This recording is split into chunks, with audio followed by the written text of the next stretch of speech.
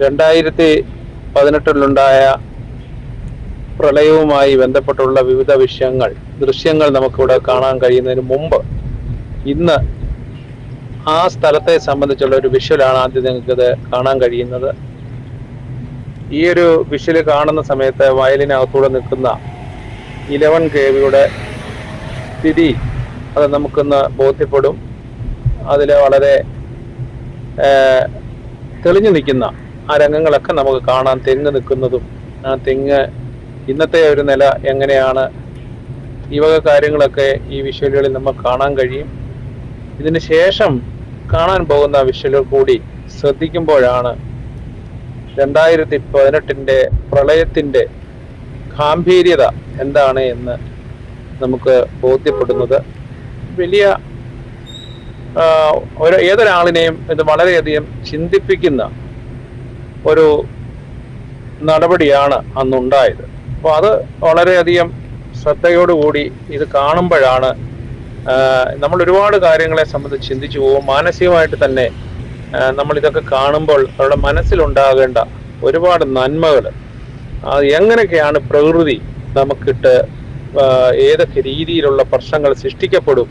നമ്മൾ ഓരോ ദിവസം കാണുവാണ് മേഘവിസ്ഫോടനങ്ങളും അതിൻ്റെ പ്രളയങ്ങളും മരണങ്ങളും എല്ലാം നമ്മൾ നേർക്കാഴ്ചയായി കാണുന്ന ഈ അവസരത്തിൽ നമ്മുടെ ഈ ദൃശ്യങ്ങൾ കൂടി, ഇതിൻ്റെ ബാക്കിയുള്ള ദൃശ്യങ്ങൾ കൂടി നിങ്ങൾ കാണുക. അപ്പോഴാണ് അതിൻ്റെ ഗൗരവം എത്രമാത്രം എന്ന് നമുക്ക് കാണാൻ കഴിയുന്നത്.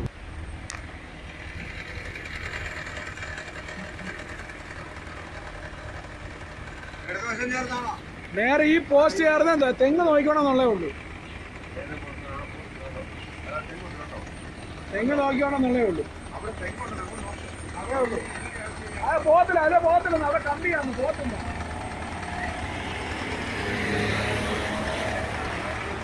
ഇതിന്റെ ഇടയ്ക്ക് കൂടെ പോകാൻ ഒക്കെ ഉള്ളൂ.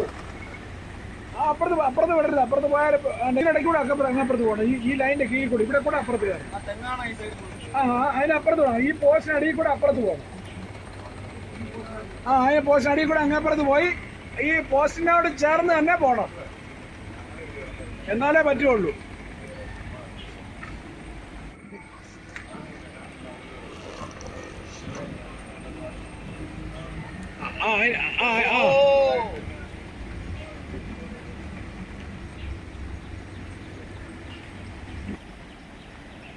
ദുരിതാശ്വാസ ക്യാമ്പിലേക്കുള്ള സാധനങ്ങൾ നൽകുന്നതിന് വേണ്ടിയുള്ള യാത്രയാണ് നമ്മളിപ്പോൾ കണ്ടുകൊണ്ടിരിക്കുന്നത്.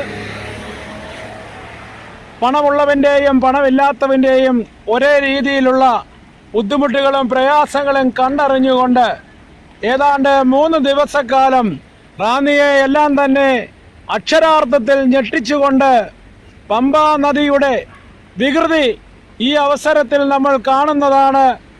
ഇപ്പോൾ നമ്മൾ കാണുന്നില്ലേ, വളരെയധികം വലിയ മാളികകൾ എല്ലാം തന്നെ ഉണ്ടാക്കി വെച്ചിട്ട് അതിലൊക്കെ തന്നെ താമസിക്കാതെ സാധാരണ രീതിയിലുള്ള ഒരു വിരിയിൽ മാത്രം അന്തി ഉറങ്ങേണ്ട രാവുകളുമായിട്ട് കഴിഞ്ഞ ഏതാനും ദിവസങ്ങളായിട്ട് റാന്നിയെ അക്ഷരാർത്ഥത്തിൽ ഞെട്ടിച്ചുകൊണ്ടുള്ള ഒരു സാഹചര്യമാണ് ഇന്ന് നിങ്ങൾ ഈ ദൃശ്യത്തോടു കൂടി കാണുവാനായിട്ടും മനസ്സിലാക്കുവാനായിട്ടും സാധിക്കുന്നത്. കോന്നിയിൽ നിന്നും വന്നിട്ടുള്ള കുട്ടവഞ്ചിയുടെ സഹോദരന്മാര് അവരുടെ അക്ഷീണ പ്രവർത്തനം രാവും പകലുമില്ലാതെ നടത്തിയിട്ടുള്ള സേവനത്തിന്റെ ഭാഗമാണ് ഇപ്പോഴും ഈ നനയുന്ന മഴയോടുകൂടിയുള്ള ഈ അവസരത്തില് ഇപ്പോൾ നിങ്ങൾ കാണുന്നില്ലേ, ഇതാണ് ശരിക്കും പറഞ്ഞാൽ ദൈവത്തെ മറന്നുകൊണ്ടുള്ള ജീവിതത്തിന്റെ ഒരു ദൃശ്യങ്ങളാണ് നിങ്ങൾ ഇപ്പോൾ ഈ കണ്ടുകൊണ്ടിരിക്കുന്നത്. കാരണം ഇന്നലെ വരെ വലിയ ഫോം ബെഡിലും ഒക്കെയായി ഉറങ്ങിയിട്ടുള്ളവര് കോടാനുകോടി രൂപയുടെ വാഹനങ്ങൾ വാങ്ങി യാത്ര ചെയ്തിട്ടുള്ളവരെല്ലാവരും മനോരമ പത്രത്തിൽ അന്തി ഉറങ്ങേണ്ട ഒരു സ്ഥിതിയെ സംബന്ധിച്ച് ഞങ്ങളുടെ ജീവിതത്തില് അല്ലെങ്കിൽ ഇന്നുള്ള ആളുകളുടെ ജീവിതത്തിൽ ഇതൊരു പാഠമായി തീരട്ടെ എന്നുള്ളതാണ് ഞങ്ങൾക്ക് ഈ അവസരത്തിൽ നൽകുവാനുള്ള കാര്യങ്ങള്. ഒപ്പം തന്നെ വെള്ളത്തിന്റെ വികൃതി അറിയാൻ വയലുകളെല്ലാം തന്നെ നികത്തി വീടുകൾ കെട്ടിയതിന്റെ സ്ഥിതിയെ സംബന്ധിച്ച് നമ്മൾ പറയേണ്ടതില്ലല്ലോ. വയലുകൾ നികത്തി വീട് വെച്ചപ്പോൾ ഉണ്ടായ സാഹചര്യങ്ങളാണ് ഇന്ന് നമ്മൾ ഇവിടെ നിന്ന് കണ്ടുകൊണ്ടിരിക്കുന്നത്. ഇപ്പോൾ കണ്ടില്ലേ, വീടിന് ചുറ്റപ്പെട്ട് കിടക്കുന്ന 3 ദിവസമായിട്ട് വെള്ളമിറങ്ങാതെ കിടക്കുന്ന റാന്നിയുടെ മണ്ണാണിത്. പത്തനംതിട്ട ജില്ലയിലെ ഏറ്റവും കൂടുതൽ സമ്പന്നരായ ആളുകൾ താമസിക്കുന്ന റാന്നി. ആ റാന്നിയുടെ മണ്ണില് യാതൊരു രീതിയിലും ഒരു രീതിയിലും വീടിനകത്ത് തങ്ങാനൊക്കാതെ 2ാമത്തെ നിലയിൽ വരെ പോയി താമസിപ്പിച്ചപ്പോൾ അവിടെയും വെള്ളം കയറി. ആ കയറിയ സമയത്തുണ്ടായ സാഹചര്യങ്ങള് മരണത്തോട് മല്ലിട്ട സാഹചര്യങ്ങളാണ് ഇപ്പോൾ നമുക്ക് ദർശിക്കാനായിട്ട് സാധിക്കുന്നത്. എന്തായാലും നമ്മളെ സംബന്ധിച്ച് ഏറ്റവും കൂടുതൽ സേവന പ്രവർത്തനങ്ങൾ ഞങ്ങൾക്ക് നടത്തുവാനായിട്ട് സാധിച്ചു. വലിയവൻ്റെയും ചെറിയവൻ്റെതുമായിട്ടുള്ള എല്ലാ ബുദ്ധിമുട്ടുകളും ഞങ്ങൾ കണ്ടറിഞ്ഞു.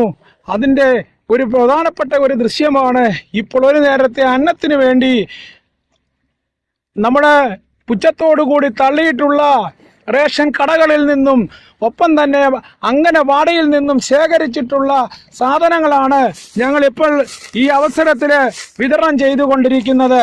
നമ്മൾ കാണുന്നുണ്ടോ, ഈ റേഷൻ സാധനങ്ങൾ ഒക്കെ തന്നെ വളരെ പുച്ഛത്തോടു കൂടി കണ്ട മലയാളിയുണ്ട്.